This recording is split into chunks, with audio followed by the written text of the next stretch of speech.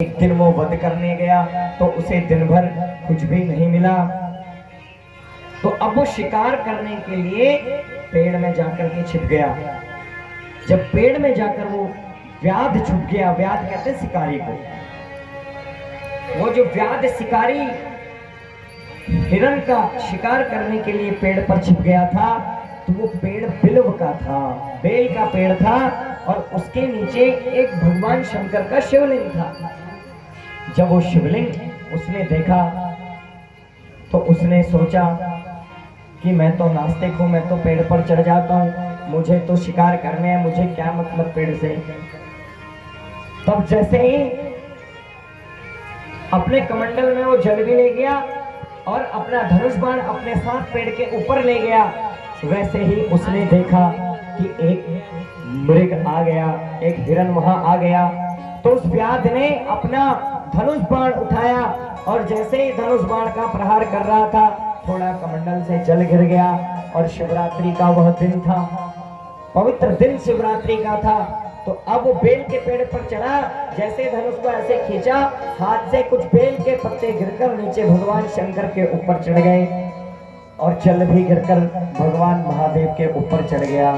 तो ऐसे ही अनायास ही जो है भगवान शंकर की पूजा हो गई शिवरात्रि के दिन।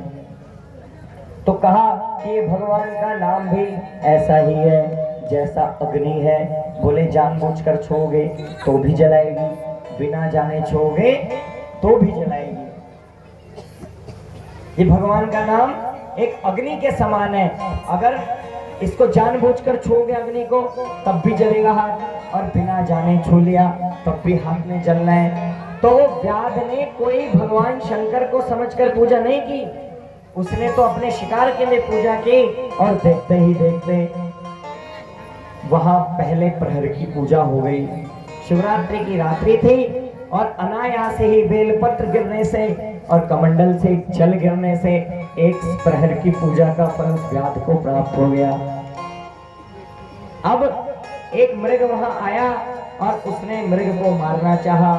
उस मृग ने कहा कि हे महाराज, मेरे को क्या करो, मुझे तुम छोड़ दो, और मैं तुमको सच सच कहती हूँ, मैंने अपने अपने कुटुंब का पोषण करना है और मैं तुम्हें स्वयं आकर यहाँ आ जाऊंगी, अपने बच्चों को अपनी बहन को दे आऊंगी, किसी को अपने बच्चों का भरण पोषण करने के लिए दे आऊंगी, और तब मैं तुम्हारे पास स्वयं यहाँ चलकर आ जाऊंगी। अब उसने इतना कहने पर उनको जाने दिया। तब उस हिरणी को ढूंढते ढूंढते जिस बहन अपनी हिरणी बहन को देना चाह रही थी, वही हिरणी दोबारा आ गई। अब कहा कि तुम इतनी जल्दी आ गई, तब वो भी कहती है मुझे छोड़ दो, मुझे वहां जाना है और अपने बच्चों का पोषण करके मैं दोबारा आती हूँ। अब ये व्याध कहने लगा कि तू बार बार झूठ बोलती है। अब इसको नहीं पता कि ये दूसरी हिरणी है। तब इसने फिर पुनः मारने के लिए तीर उठाया और कमंडलों से जल नीचे गिर गया, भगवान शंकर के ऊपर गिरा। इसको जो है दूसरी प्रहर की पूजा का भी फल मिल गया महाराज। बोले चंडेश्वर महादेव की। दूसरी प्रहर का भी पूजा का फल इसने प्राप्त कर लिया।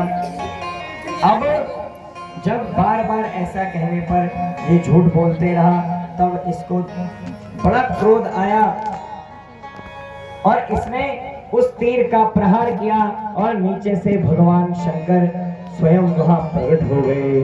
शृणु व्याधात् भोगास्त्वं भुंक्ष दिव्यान् यथेप्सितान् राजधानी क्षमाश्रित्य शृंगवेर पुरापराम्। बोले भगवान, जैसे इस व्याध का तीर देखा भगवान ने, और भगवान शंकर ही वहां व्याघ्रेश्वर के रूप में प्रकट हुए और भगवान उस शिवलिंग से प्रकट होकर उस व्याध की रक्षा भी की और उस व्याध से उस हिरणी को भी बचाया। इसलिए उन महादेव का नाम व्याघ्रेश्वर महादेव पड़ गया। बोले व्याघ्रेश्वर महादेव की। व्याघ्रेश्वर महादेव उनका नाम पड़ा और सभी ने जय जयकार की। दिव्य भगवान का नाम सब जपने लगे। वही स्थान अर्बुदाचल पर्वत पे व्याधेश्वर नाम से प्रसिद्ध है।